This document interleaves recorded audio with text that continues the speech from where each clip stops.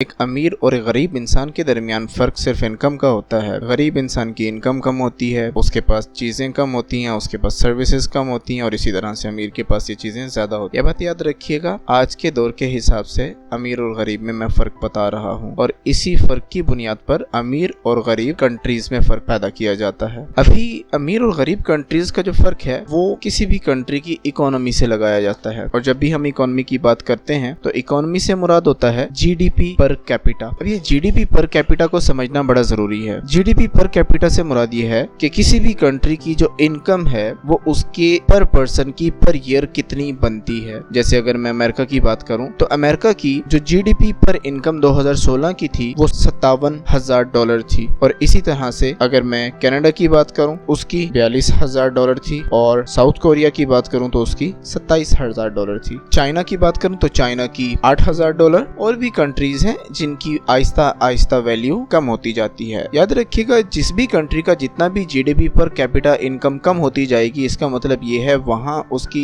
Economy जो है उतनी ज्यादा डाउन है। वैसे अगर देखा जाए दुनिया के अंदर जीडीपी के लिहाज से अमेरिका पहले नंबर पर है और चाइना दूसरे नंबर पर है, लेकिन जीडीपी पर कैपिटा के लिहाज से अमेरिका 5वें नंबर पर और चाइना बहुत पीछे आ जाता है। उसकी रीजन है क्योंकि अमेरिका की आबादी तकरीबन 33 करोड़ है जबकि चाइना की आबादी 1,45 करोड़ है। तो ये बहुत बड़ा गैप है। चाइना की आबादी ज्यादा है, इस वजह से उसकी जो पर कैपिटा इनकम है वो कम है। चाइना कर क्या रहा है? चाइना अपनी पर कैपिटा इनकम को इंक्रीज कर रहा है, जिसलिए वो दुनिया के अंदर अपने आप को एक ग्रोइंग इकोनॉमी की शक्ल के अंदर पेश करता हुआ नजर आ रहा है और ये आहिस्ता आहिस्ता दुनिया के अंदर टॉप इकोनॉमी में अपने आप को शुमार कर चुका है। अब इसी तरह से एक और पॉइंट आ जाता है कि हम अपनी जीडीपी पर कैपिटा को इंक्रीज कैसे कर सकते हैं। ये बहुत बड़ा सवाल है। अब मैं आपको बताता हूँ। हमें ये तो मालूम है कि जीडीपी से मुराद ये है कि किसी भी कंट्री के अंदर पैदा होने वाली गुड्स और सर्विसेज की जितनी भी वैल्यू होती है उसे हम उस कंट्री का जीडीपी कंसीडर करते हैं। और अगर जीडीपी पर कैपिटा की बात की जाए तो उस कंट्री के अंदर पर पर्सन कितना काम कर रहा है और उसको कितनी अर्निंग मिल रही है पर ईयर, वो उसका जीडीपी पर कैपिटा कंसीडर होता है। सिंपल सी बात है, अगर हम उस नेशन के हर पर्सन पर काम करें और हर पर्सन की जो प्रोडक्टिविटी की वैल्यू है उसे इंक्रीज कर दें तो हम जीडीपी पर कैपिटा को इंक्रीज कर सकते हैं।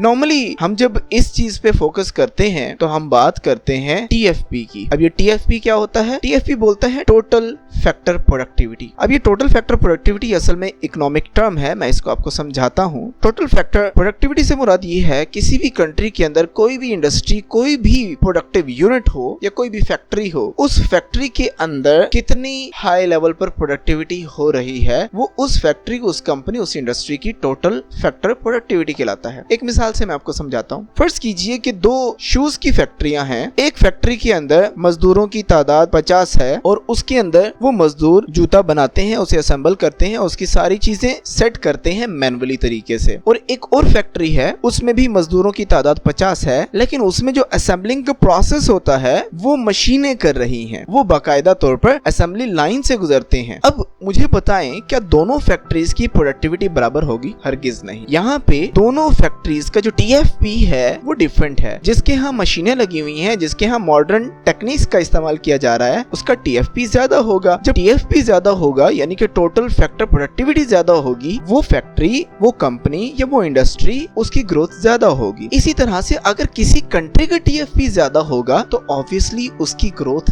ज्यादा होगी। क्यों अमेरिका और बाकी कंट्रीज टॉप पे हैं या रिच हैं? क्योंकि उनके यहाँ टीएफपी ज्यादा है। वो किस चीज पे काम कर रहे हैं? वो प्रोडक्टिविटी पे काम कर रहे हैं। वो कंट्रीज जिनका टीएफपी कम है, इसी वजह से वो कंट्रीज पुअर हैं। अगर हम पाकिस्तान की बात करें तो पाकिस्तान की इंडस्ट्रीज के यहाँ भी यही प्रॉब्लम है। वो अपने टोटल फैक्टर प्रोडक्टिविटी पर ज्यादा फोकस नहीं कर पाते। वो अपनी फैक्ट्रीज के अंदर असेंबली लाइंस के प्रोसेस को इम्प्लीमेंट नहीं कर रहे, मॉडर्न टेक्निक्स को इम्प्लीमेंट नहीं कर रहे, जिसकी वजह से उनका TFP, total factor productivity increase नहीं हो रहा। अब वो कर कह रहे हैं, अपने यूनिट्स को तो इंक्रीज कर रहे हैं लेकिन अपना टीएफपी पे फोकस नहीं कर रहे। तो ये बहुत जरूरी है। अब ये टीएफपी करेगा क्या? देखो, जब प्रोडक्टिविटी किसी भी कंट्री की बढ़ेगी तो उसकी वजह से उस कंट्री का जीडीपी पर कैपिटा बढ़ेगा। जब जीडीपी पर कैपिटा बढ़ेगा तो उससे उस कंट्री के अंदर इन्फ्लेशन कम होगा, उस कंट्री के अंदर पॉवर्टी कम होगी। जब पॉवर्टी कम होगी तो वो कंट्री ग्रो करेगा और वो रिच कंट्रीज में अपने आप को शुमार करता जाएगा।